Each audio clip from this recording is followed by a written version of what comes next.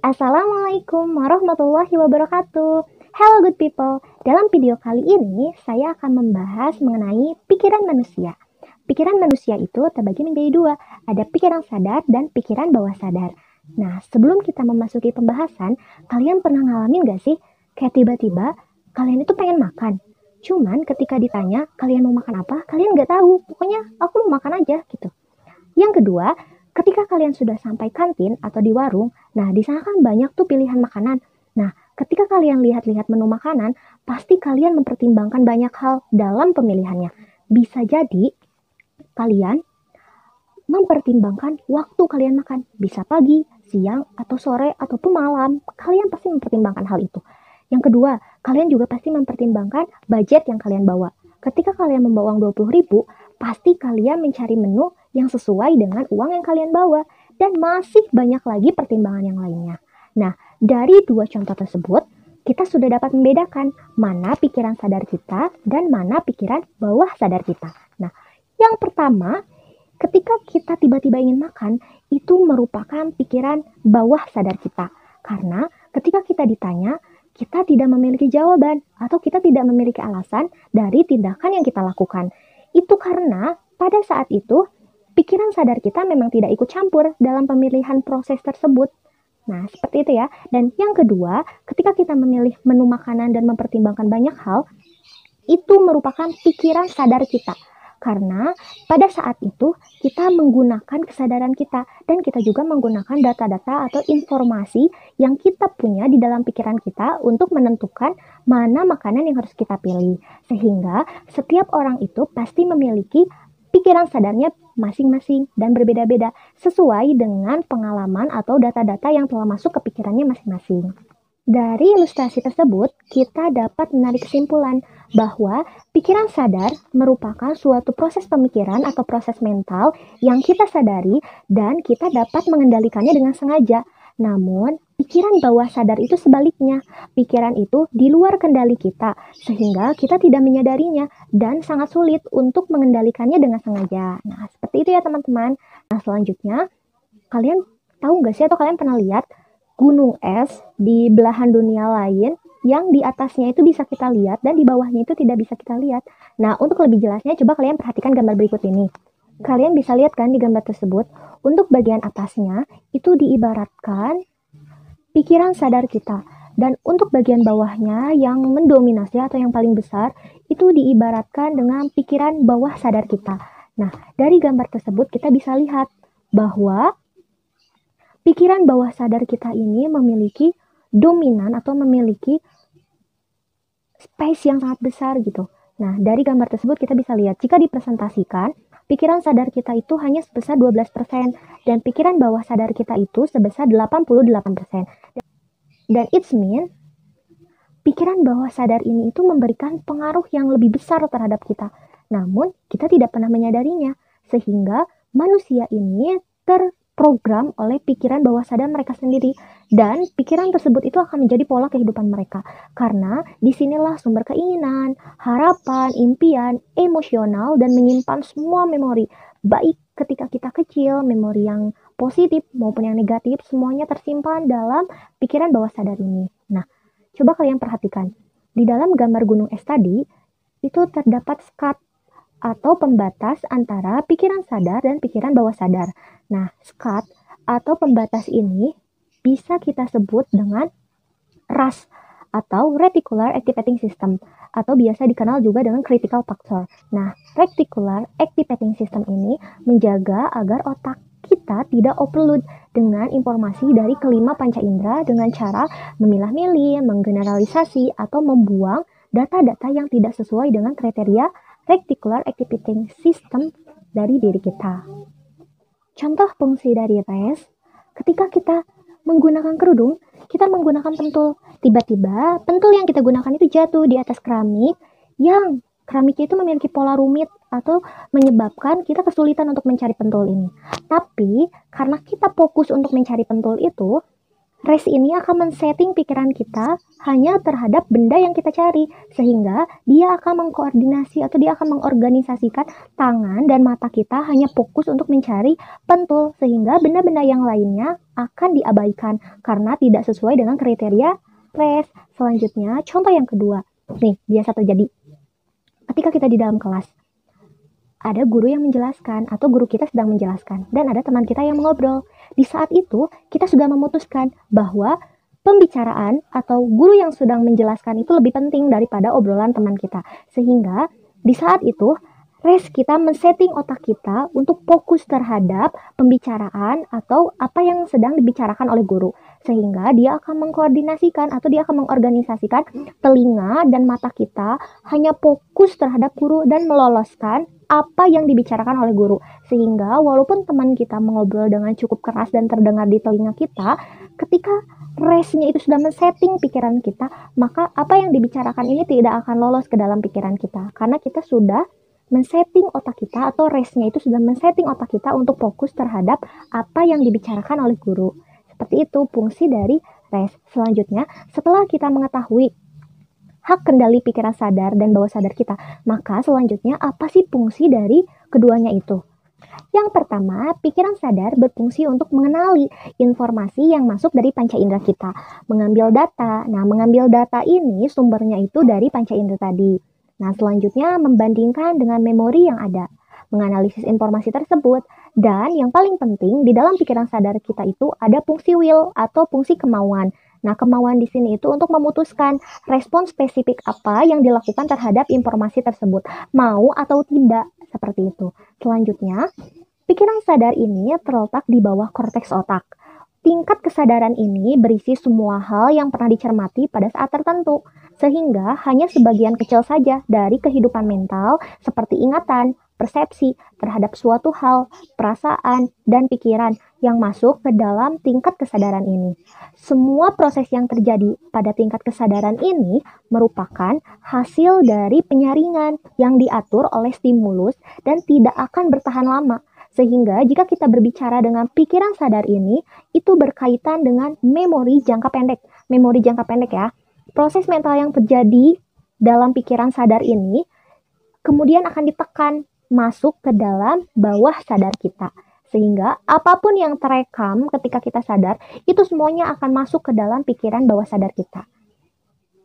Contohnya, ketika kita melihat apel dan apelnya itu diambil, kita masih bisa membayangkan detail bentuknya seperti apa, kita masih ingat warnanya seperti apa, karena memorinya itu sudah tersimpan di dalam pikiran bawah sadar kita. Seperti itu.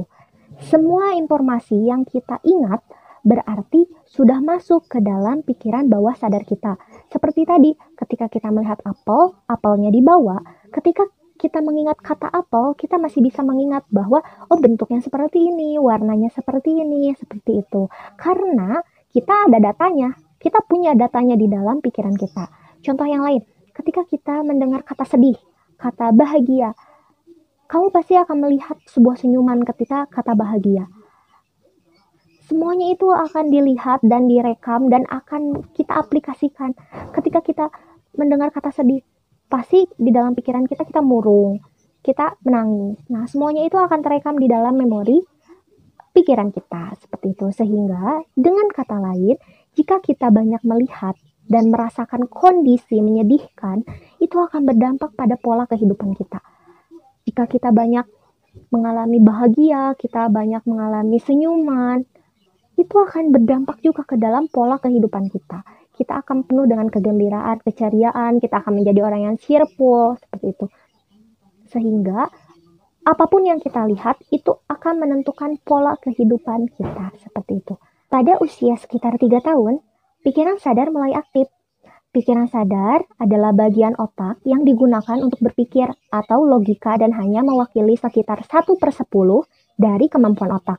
Saat pikiran sadar terbentuk dan berkembang, maka telah terbentuk suatu pintu pembatas atau filter yang sudah tadi kita bahas. Nah, filter ini akan terbuka bila pikiran sadar kita itu dibuat sibuk atau fokus dalam memperhatikan sesuatu, larut dalam suatu cerita, asik menonton televisi, atau dengan dihipnosis. Yang kedua, yaitu fungsi dari pikiran bawah sadar. Nah, potensi pikiran bawah sadar itu fungsinya berkaitan dengan beberapa hal. Yang pertama, yaitu berkaitan dengan value, nilai, atau sesuatu yang kita yakini kebenarannya. Nah, contohnya gimana sih? Nah, contohnya ketika kita mendukung atau kita menyukai seseorang sebagai idola kita, otomatis kita tuh akan merasa bahwa apapun yang dilakukannya itu adalah selalu benar. Dan bahkan ketika dia melakukan kesalahan, kita akan tetap menyukainya karena kita mempunyai keyakinan bahwa itu adalah idola kita dan dia itu selalu benar gitu. Nah, yang kedua, pikiran bawah sadar kita itu berkaitan dengan emosi. Nah, emosi ini ada di dalam pikiran bawah sadar kita. Contohnya ketika kita menonton TV atau mengalami suatu peristiwa, kita pasti akan merasakan feel-nya gitu. Apa yang dirasakan ketika kita menonton film sedih, kita akan ikut sedih. Tanpa kita sadari kita bisa menangis. Nah, dan emosi itu ada di dalam pikiran bawah sadar kita. Yang ketiga itu adalah ingatan jangka panjang. Nah, pikiran bawah sadar ini berkaitan dengan memori jangka panjang. Contohnya, ketika kita ditanya 1 tambah 1 berapa? Otomatis tanpa kita hitung kita akan menjawab 2. Padahal jawaban itu tidak selalu benar. Karena jika kita lihat dari sisi bilangan modulo 2 atau modulo 1 tambah 1 itu hasilnya adalah 0. Nah, selanjutnya, pikiran bawah sadar ini berkaitan dengan habit atau kebiasaan. Nah, kalian pernah ngerasa nggak sih kalau kayak sebuah kebiasaan itu gampang banget dilakuin? Kayak bangun kesiangan, terus kebiasaan mandi malam, semua itu kayak biasa aja gitu, kayak mudah banget gitu. Nah, itu ada di dalam bawah sadar kita, karena kita sering melakukan itu dan itu tuh masuk ke dalam pikiran bawah sadar kita. Yang kelima, bahkan potensi terpendam pun itu ada di dalam pikiran bawah sadar kita. Contohnya itu ketika kita dikejar oleh anjing misalkan, kita pasti otomatis langsung bisa berlari cepat tanpa kita belajar kan, atau tanpa kita berlatih terus-menerus kita bisa menjadi mendadak pelari tercepat di dunia itu. Pikiran bawah sadar kita itu terbentuk sejak kita masih di dalam kandungan. Nah, pikiran bawah sadar kita itu terletak di bagian otak yang disebut dengan medula oblongata. Nah, sejak kita lahir sampai usia kita 3 tahun, apapun yang kita alami atau apapun yang terjadi dalam hidup kita, baik positif maupun negatif, seperti gambar, kata-kata, nada, bahkan frekuensi suara manusia itu akan terekam ke dalam pikiran bawah sadar kita dengan cepat. Karena proses menyerap informasi pikiran bawah sadar itu lebih kuat daripada pikiran sadar.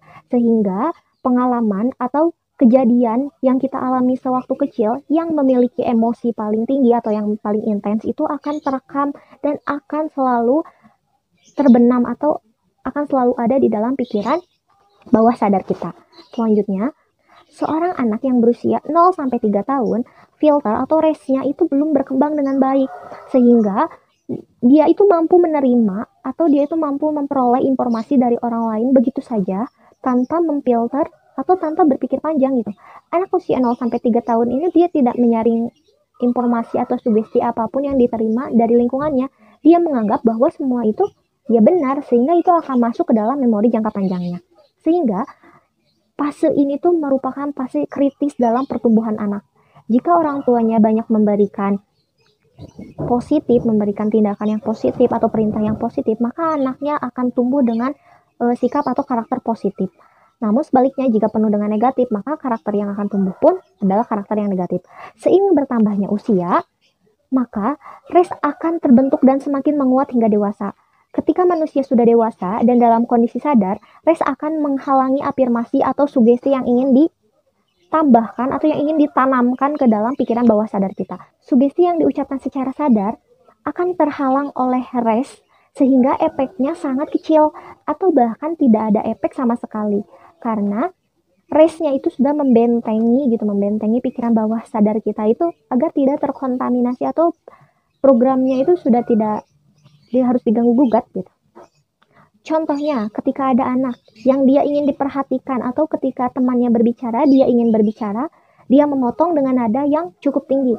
Nah, hal tersebut itu dia lakukan karena dia pernah melihat hal itu. Dia merekam kejadian itu bahwa dengan meninggikan suara, perhatiannya akan beralih gitu. Nah, oleh karena itu, untuk merubah sikap itu tuh tidak mudah. Nah, karena harus terus ditekan dengan hal-hal positif. Nah, jika ketika dia masih kecil, tidak ditumbuhkan hal positif, maka hal itu akan menjadi sebuah kebiasaan, akan menjadi sebuah habit yang nantinya akan sulit untuk dirubah karena semua terekam dalam memori jangka panjangnya. Kuatnya informasi yang terekam dalam pikiran bawah sadar menjadi bukti bahwa tidak aneh ya, kalau banyak orang yang sulit berubah meskipun secara sadar mereka ingin berubah. Karena apabila terjadi pertentangan antara pikiran sadar dan pikiran bawah sadar, maka yang akan menang itu adalah pikiran bawah sadar. Seperti itu. Ranah pikiran bawah sadar merekam sesuatu yang menjadi kebiasaan, yang kemudian akan menjadi sebuah mekanisme kehidupan. Ini juga menjadi sebuah penjelasan bahwa saat seseorang ingin mengubah perilakunya atau kebiasaannya, maka hendaknya yang diprogram ulang atau yang diperbaikinya itu adalah pikiran bawah sadarnya. Contohnya ketika orang yang trauma. Nah, orang ini tuh di dalam bawah sadarnya itu, di dalam pikiran bawah sadarnya itu hanya ketakutan. Dan dia ingin secara sadar, dia ingin tidak takut gitu. Nah, hal ini terjadi karena pikiran bawah sadarnya itu selalu menginginkan untuk takut, khawatir dengan benda-benda yang dulunya menjadi trauma dia gitu. Tidak peduli sekuat apapun dia ingin berubah, jika pikiran bawah sadarnya itu masih merasa takut, masih merasa khawatir, masih merasa tidak ingin dekat-dekat dengan benda atau hewan yang menurutnya trauma, maka semua itu akan percuma gitu, akan mustahil untuk dia berhenti gitu, takut terhadap benda atau apapun yang menjadi traumanya, seperti itu. Karena rest ini bekerja juga untuk melindungi pikiran bawah sadar dari afirmasi atau sugesti atau bentuk pikiran lain yang bisa merubah program pikiran yang tertanam di dalam bawah sadar. Sehingga semakin jelas saat seseorang memahami potensi pikirannya, ini akan sangat berpengaruh pada keseharian dan pola kehidupannya. Jadi sebenarnya trauma atau pikiran bawah sadar itu bisa dirubah nggak sih, atau bisa disugesti menjadi hal-hal yang lebih positif? Tentunya bisa. Ranah memori jangka panjang ini adalah pikiran bawah sadar, sehingga kita harus menembus pikiran bawah sadar kita itu, ya ini dengan melakukan hipnoterapi salah satunya. Nah, hipnoterapi ini merupakan teknik terapi komunikasi dengan pikiran bawah sadar. Nah, proses hipnoterapi ini menggunakan sebuah proses yang dinamakan induksi. Nah, proses induksi ini merupakan proses menurunkan brainwave kita dari gelombang beta menuju ke gelombang alfa atau gelombang theta. Nah, untuk lebih jelasnya coba kalian cari tahu apa itu gelombang alfa, theta, delta, dan lainnya. Proses ini bisa dilakukan oleh seorang hipnoterapi atau kita bisa melakukannya sendiri dengan meditasi seperti itu. Nah, berkaitan dengan hal tersebut, maka kita harus membiasakan kalimat positif baik kepada diri kita sendiri atau kepada orang lain. Contohnya kepada diri kita sendiri. Ketika kita merasakan hal yang sedih, tapi kita tidak ingin menangis gitu, atau kita tidak ingin menampakkan kesedihan kita terhadap orang lain, kita bicara kepada diri kita sendiri. Jangan nangis, jangan nangis, jangan nangis. Nah, kata-kata jangan menangis itu akan delay selama 40% gitu prosesnya. Nah, sedangkan jika kita menggunakan kalimat yang lebih positif seperti saya kuat, saya tegar, saya kuat, saya tegar, maka itu 60% lebih cepat diproses oleh otak. Sehingga kita harus menggunakan kata-kata yang lebih positif untuk diri kita sendiri. Untuk orang lain, kalian pasti sudah sering mendengar kata ini ya. Kalian lebih baik menggunakan kalimat datangnya tepat waktu ya, dibanding dengan kamu jangan telat. Nah, itu akan mempengaruhi proses penyerapan informasi otak mereka. Jadi gunakanlah kalimat-kalimat positif, karena kata jangan, kata tidak itu merupakan kalimat negatif yang masuk ke dalam otak kita. Tips sedikit bagi pendidik atau orang tua yang mendampingi anaknya belajar. Pembelajaran bisa juga menggunakan pembelajaran berbasis neuroscience dengan menggunakan prinsip siklus biokognitif otak pada siswa dalam memproses memori. Yang pertama, memori jangka pendek otak siswa itu berada pada kondisi terbaik untuk menyimpan informasi pada pagi hari dan paling tidak efektif pada sore hari. Sebaliknya, memori jangka panjang kita itu berada pada kondisi terbaik untuk menyimpan informasi pada sore hari. Itu artinya, waktu pembelajaran terkait penyerapan informasi paling baik dilakukan di pagi hari, sedangkan waktu terbaik untuk pengulangan, pengolahan, hafalan, dan refleksi informasi paling baik dilakukan di waktu sore hari. Anak akan dapat mengingat dengan lebih baik materi yang berkaitan dengan semantik, seperti nama, tempat, tanggal, dan fakta itu di pagi hari, dan akan lebih baik menyerap materi yang bersifat pemaknaan mendalam di sore hari. Sekian dari saya, semoga ilmu yang saya sampaikan itu bisa bermanfaat dan kita bisa belajar untuk mencintai diri sendiri terlebih dahulu dan your thing, your life. Wassalamualaikum warahmatullahi wabarakatuh.